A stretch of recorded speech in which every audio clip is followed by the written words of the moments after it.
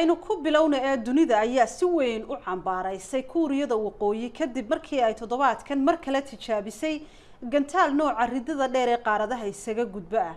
Khubarada ayaa sheegay in gantaalkaasi uu duqeyn karo meelo ka mid ah dalka Mareykanka.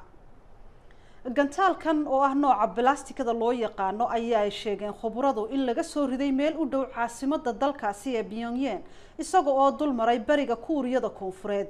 Gantaalkan oo kii ugu horeeyay noociisa ee ay Kuuriyada Waqooyi tijaabiso ayaa hawada ku jiray muddo saacad ku dhow isagoo oo ku socday masaafo gaadhaysa 1 kiiloomitir ka hor intii aanu mar dambe ku dhicin badda Japan.